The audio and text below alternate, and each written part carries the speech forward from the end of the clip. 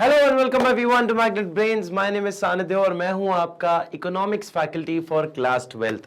हमने अभी तक पूरे चैप्टर्स में कई सारी बातें कवर करी कि हमने देखा बैलेंस ऑफ पेमेंट के अंदर हमने अकाउंट भी बनाया, बैलेंस ऑफ पेमेंट का क्या है, कैसे है, क्यों बनाते हैं, सब कुछ समझा, ऑटोनॉमस समझा हमने। उसके साथ साथ हमने समझा कैपिटल करंट क्या होता है अकाउंट, उसके साथ साथ कैसा स्टेटमेंट है, कब प्रिपेयर करते हैं, हर एक चीज पढ़ी हमने। कैसा स्टेटमेंट है, फ्लो कंसेप्ट है कि स्टॉक कंसेप्ट है, हर चीज के बारे में डिस्कशन किया। फाइनली हम लोग इस पोर्शन के एंड में आते हैं जिसमें हम पढ़ने वाले हैं डेफिसिट, कमी जब होती है बैलेंस ऑफ पेमेंट में तो क्या करते हैं। जब बैलेंस ऑफ पेमेंट में कमी दिखाता है तो क्या करना होता है, इस चीज को शो करने के लिए हमारे पास है deficit, disequilibrium in balance of payment. और भी ऐसे नॉलेजेबल और अमेजिंग वीडियोस देखने के लिए आप मैग्नेट ब्रेन चैनल को सब्सक्राइब कर सकते हैं, जहां पे वेबसाइट और यूट्यूब पे आपको सारी की सारी वीडियोस एंड आपको सारे के सारे lectures from KG 1 to 12th सारे के सारे होते हैं एकदम free, all for free.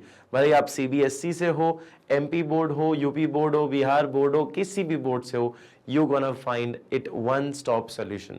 One stop solution का मतलब क्या होता है guys? One stop solution means कि एक जगह रुको और अपने सारे प्रॉब्लम्स का हल यहीं से लेकर जाओ। You don't need to go somewhere else. आपको सारे नोट्स मिलते हैं, सारे PDF में मिलते हैं, आपको सारी के सारे क्लासेस के नोट्स मिल जाएंगे in from KG 1 to 12th, जो कि आपको डिस्क्रिप्शन में लिंक होगा, उस लिंक को प्रेस करके आपको सारे नोट्स अवेल होते हैं। And you can find all these things and you can watch every video on your laptop, on your mobile phones and on your tablets as well. चलिए guys, none other than आगे चलते हैं हमारे इस today session that is balance of payment के अंदर। Balance of payment क्या बोलता है? बैलेंस ऑफ पेमेंट बोलता है कि डेफिसिट मतलब कमी बताना।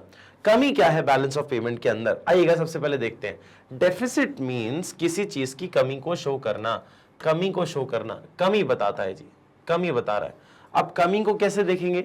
Disequilibrium is known as in BPO। Deficit बोल लो या डिसइक्विलिब्रियम बोल लो, कमी बता रहा है किसके अंदर बेटा? बैलेंस ऑफ पेमेंट जो अपना स्टेटमेंट है उसके अंदर। होता है ना कि आपने खर्चे ज्यादा कर दिए या फिर आपने इनकम कम कमाई, दोनों ही रीजंस हो सकते हैं। तो उस चीजों की वजह से जो आपके डेफिसिट होते हैं उनका क्या करना है? Disequilibrium in BOP of a country may be either in the form of deficit और एज अ सरप्लस। अच्छा, अब ये बोल रहे हैं कि जो डिसइक्विलिब्रियम है ना, वो एक bank balance of payment account में कैसे, स्टेटमेंट में आपका हर कंट्री के, किसी भी कंट्री के जो कोई साइड, दो ही साइड दिखा सकता है, या तो किसी चीज तरह की कमी दिखाएगा या तो किसी तरह का सरप्लस दिखाएगा। इक्विलिब्रियम मतलब ऐसा पॉइंट नहीं है कि जहां पे मतलब हर चीज सफिशिएंट और एकदम एग्जैक्ट हो, या तो ज्यादा है या तो कम है। तो वो इस डिसइक्विलिब्रियम को बता रहा है कि डेफिसिट होगा या तो सरप्लस होगा, इकोनॉमी में ये देखा जाएगा। डिसइक्विलिब्रियम तो होता ही होता है ना। इक्विलिब्रियम पॉइंट बहुत मुश्किल है यार, कि जितना कमाया उतना ही खर्च कर दिया, वो लाना बहुत मुश्किल है। लेकिन आप ये बोल सकते हो कि डेफिसिट और सरप्लस तो होता ही है, या तो कमी होगी किसी न किसी चीज की या फिर ज्यादा बनाया होगा। A surplus in BPO does not pose much of a problem। यार ज्यादा पैसा कमाया, ये प्रॉब्लम कैसे हो सकती है? राइट, ज्यादा पैसा कमाया, प्रॉब्लम कैसे होगी? मतलब it's stupid to say, not stupid to say, but it is very obvious to understand कि हम जब बात करें कि प्रॉब्लम है कोई, प्रॉब्लम मतलब कोई समस्या, ज्यादा पैसा कमा लिया ये समस्या है। ये कैसी समस्या है भाई? ऐसी समस्या भगवान सबको दे, लेकिन मजाक कर रहा हूं। लेकिन द ओनली पॉइंट इज कि डिफिकल्टी ऑफ प्रॉब्लम का मतलब क्या है कि मतलब आपको कभी प्रॉब्लम फेस नहीं करनी पड़ रही है सरप्लस की वजह से।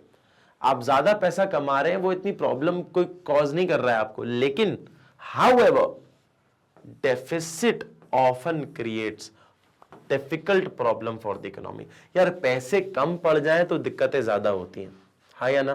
पैसे ज्यादा हो जाएं तो आप मैनेज कर सकते हो, आपके पास ऑप्शन है ना कि भैया ज्यादा पैसा होना भी मतलब कर्ज है क्या? अब वो तो भैया पर्सपेक्टिव की बात है, वो तो समय बताता है, और वो तो इंसान ही जज कर सकता है कि ज्यादा पैसा होना कर्ज है कि अच्छा है कि क्या है, क्योंकि कई बार ज्यादा पैसा आ जाता है तो लोगों का बिहेवियर बदल जाता है। इसलिए my father always says if you want to check a man's character give him power. आपको अगर एक इंसान का चरित्र जानना हो, किस कैरेक्टर का इंसान है, तो उसको पावर दे दो, वो बता देगा किस कैरेक्टर का इंसान है। Now going up to one thing that problem क्या है? प्रॉब्लम इज दैट कि कमी हो जाना, डेफिसिट। आपने खर्चे ज्यादा कर दिए या फिर इनकम कम कमाई, जिस वजह से कमी हो रही है पैसों की, और सरप्लस में तो हमें दिक्कत होती ही नहीं है। तो हम सरप्लस प्रॉब्लम फेस नहीं कर रहे हैं, हम मेनली प्रॉब्लम फेस कर रहे हैं, डिफिकल्टी फेस कर रहे हैं एट दैट टाइम जब हमारी कमी हो जाती है। Deficit in balance of payment account की जो डेफिसिट है, ये जो कमी है, ये जो डेफिसिट है इन बीओपी अकाउंट अराइजेस व्हेन, कब अराइज होता है? ये अराइज होता है बेटा, ये तब अराइज होता है व्हेन, अरे क्या हो रहा है ये? हाँ जी, when total inflow and account of autonomous transactions are less than the total of outflow of account of such transactions। वो बोल रहे हैं कि डेफिसिट ये शो करता है कि बैलेंस ऑफ पेमेंट अकाउंट में when total inflow of या an account of autonomous transaction are less, कि आपको ऑटोनॉमस ट्रांजैक्शंस जो हो रहे हैं, जैसे कि अपन ने समझा था ऑटोनॉमस ट्रांजैक्शन अपने करंट अकाउंट की चीजें कई सारी है ना, अगर उसके ट्रांजैक्शन अगर मान लो अगर कम हो रहे, कि इनफ्लो कम है, मतलब पैसा सीधी सीधी बात है कम आ रहा है ना, और बोल रहे हैं are less than total outflow on account of such transaction. Outflow ज्यादा हो रहा है, मतलब पैसा जा बाहर ज्यादा रहा है, आ कम रहे जा ज्यादा रहे, आ कम रहे जा ज्यादा रहे, इसको क्या बोलते हैं? इनफ्लो है ना, आउटफ्लो ऑफ आपका ट्रांजैक्शंस हो रहे हैं, ठीक है। ऑटोनॉमस ट्रांजैक्शंस का इनफ्लो जो है वो कम है उसके आउटफ्लो से। Now on the other hand, if total outflows on account of autonomous transactions exceed total outflow on account of such transaction, क्या बोल रहे हैं कि total outflow on account of autonomous transactions exceed total outflow on account of such transactions, then there is surplus in the balance of payment account। वो बोल रहे हैं, simple सी बातें हैं ये सारी।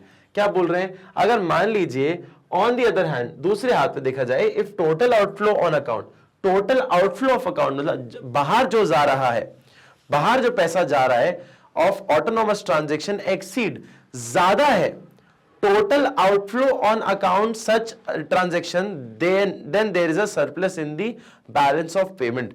कि भैया यहां पे अगर if total outflow of on account of autonomous transaction exceed total outflow नहीं होगा, इनफ्लो होगा। इधर ये होना चाहिए बेटा, यहां पे inflow, that should be inflow, ये होना चाहिए इनफ्लो।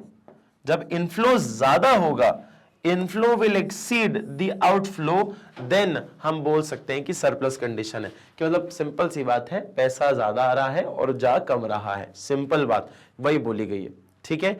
ये डेफिसिट बता रहा है in balance of payment, balance of payment का कुछ डेफिसिट समझा रहा है हमें। फिर आता है हमारे लिए ध्यान में नजर रख के कि ऑफिशियल रिजर्व ट्रांजैक्शन। ये ऑफिशियल रिजर्व ट्रांजैक्शन क्या है? Official reserve transactions are the transactions by a central bank. ये एक ट्रांजैक्शन है जो सेंट्रल बैंक कर रहा है, मतलब RBI, reserve bank of India. कौन है ये central bank?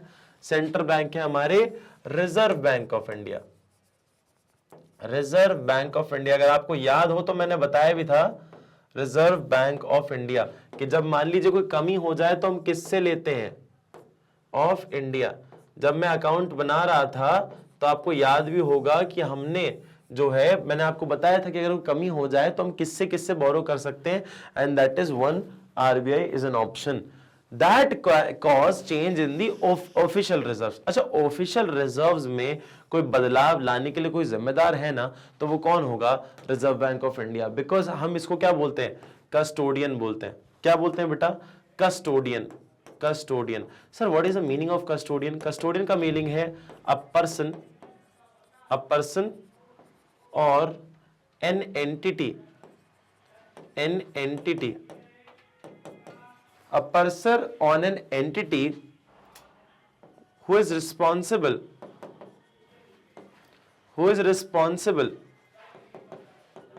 for the protection of something। ये डेफिनेशन याद रखना बेटा, ये डेफिनेशन याद रखना कि कस्टोडियन का मतलब होता है पर्सन और an entity who is responsible for the protection of something. That shows that RBI is the custodian of foreign exchange reserves and also all the reserves it maintain. जो भी रिजर्व ये maintain कर रहा है उसका एक custodian है, मतलब जिम्मेदार है उसको प्रोटेक्ट करने के लिए। ठीक है, अब जरा देखिएगा, दीज आर यूजुअली परचेजेस और sales on its own currency. Usually क्या होता है बेटा, यहां पे दीज आर यूजुअली परचेजेस है या सेल है ऑफ इट्स ओन करेंसी, खुद की करेंसी का है तो परचेज कर रहे हैं या सेल कर रहे हैं। In the exchange market, exchange market के अंदर, in the exchange market in exchange of foreign currencies के बदले। परचेज और sell of its own currency, अपनी करेंसी को ही खरीद रहे हैं या बेच रहे हैं in exchange of market, in exchange for other currencies और other foreign currencies denominated asset. ये देखो अब क्या बोल रहा है, या तो हम अपनी करेंसी को खरीद रहे हैं, मतलब खरीदेंगे कैसे, लो भैया तुम्हारे डॉलर ले लो, हमारी रुपीस दे दो। ठीक है, और सेल क्या कर रहे हैं, लो भैया हमारे रुपये ले लो, हमको हमारे डॉलर दे दो। समझ आया? तो ऐसे आपको फॉरेन करेंसीज के साथ एक्सचेंज करना पड़ता है। ऑफिशियल रिजर्व्स इससे ऊपर नीचे होते हैं, कम ज्यादा होते हैं। In the balance of payment के अंदर a purchase of its own currency, खुद की करेंसी को खरीदने के लिए, is a credit and sale in a debt, is a credit and a sale in debt, कि या तो क्रेडिट है या तो सेल होगा इन डेट। क्या बोल रहे हैं, in the balance of payment a purchase of its own currency is a credit कि वह क्रेडिट साइड है अगर आपने खरीदी अपनी परचेज हो, और sale is a debt, sale क्या है, बेच रहे हो, वैसा बाहर जा रहा है तो डेट की तरह काम कर रहा है। दे मे बी ऑटोनॉमस रिसीट्स, ये हो सकता है कि हम ऑटोनॉमस रिसीट बोल सकते हैं, एंड ऑटोनॉमस पेमेंट्स, इनको क्या बोल सकते हैं, autonomous receipts and autonomous payments. The disequilibrium between them may lead to deficit surplus in the balance of economy। अब यही बोल रहे हैं, disequilibrium between them, ये अब आपस में आवन जावन जो है अगर कम ज्यादा होगा तो उसी से क्या होता है, बैलेंस ऑफ पेमेंट अकाउंट में या तो कमी हो जाती है या तो ज्यादा हो जाता है पैसा। समझ आया? या तो इनफ्लो ज्यादा हो जाएगा या आउटफ्लो ज्यादा हो जाएगा, उसी से हम डिफाइन कर पाएंगे कि हमारा जो बैलेंस ऑफ पेमेंट में डेफिसिट आ रहा है या फिर सरप्लस आ रहा है। ठीक है बेटा, एक बार चाहो तो आप इस पे नजर घुमा सकते हो। ठीक है, समझ आया? दिस इज व्हाट डेफिसिट या disequilibrium in balance of payment account means. ठीक है, I hope you guys like the video. और ऐसी अमेजिंग वीडियोस देखने के लिए आप मैग्नेट ब्रेन्स चैनल को सब्सक्राइब कर सकते हैं, जहां पे हम सारी की सारी वीडियोस लाते हैं ऑल फॉर फ्री। सारी की सारी वीडियोस हैं मुफ्त। किस किस सेगमेंट पे, CBSE English medium, spoken English, CUET, NTSC, olympiad, CBSE Hindi medium के लिए भी अपने पास अलग चैनल है, जाकर आप उसको भी सब्सक्राइब कर सकते हैं। UP board, Bihar board, MP board, ये सारे बोर्ड्स के लिए आपको वीडियोस यहां पर मिल जाएंगी। उसके साथ साथ आप टैबलेट हो, आप मोबाइल फोन्स हो, आप जो है लैपटॉप हो, इन सारी की सारी जो डिवाइसेस हैं उन पे जाकर भी आप मैग्नेट ब्रेन्स की वीडियोस देख सकते हैं from website and also from YouTube, all for free, पूरा फ्री। अच्छा, अब आती है सर बात, आंसर्स को याद करने के लिए पीडीएफ्स चाहिए, नोट्स चाहिए, नोट्स को कैसे प्रेजेंट करें? तो बेटा ये ई नोट्स और ई बुकलेट्स होती हैं जो हमारे ही सुपरविजन में बनती है, हमारे ही सुपरविजन में बनती है ये ई नोट्स और ई बुकलेट्स, और ये हेल्प करती हैं आपको 100 में से 100 मार्क्स लाने के लिए, क्योंकि हमारे सुपरविजन में बन रही है। हमें पता है एग्जामिनर को क्या चाहिए, क्या देखना है उसको आंसर, और जिस चीज से आप पढ़ते हो वैसा ही आप आंसर लिख के लाते हो। जैसे नोट्स होंगे वैसा ही आंसर होगा। तो हमारे नोट से पढ़ने के साथ, टीचर्स के नोट्स के पढ़ने से आपका मार्जिन ऑफ एरर हो जाता है कम। जिससे आप 100 में से 100 ले आओगे आराम से, और उसके साथ साथ 95+% लाना कोई भी बड़ी बात आप लोगों के लिए नहीं होगी। ठीक है, आप चाहें तो ये बुक्स एंड नोट्स अवेल कर सकते हैं, डिस्क्रिप्शन के अंदर लिंक है, लिंक को प्रेस करें और ये बुक्स एंड नोट्स को अवेल कर लें। और आप चाहें तो हमें दूसरे सोशल मीडिया पर भी फॉलो कर सकते हैं, जो कि है YouTube, Facebook, Instagram, Twitter and Telegram पर भी। I hope you guys like the video. Thank you so much.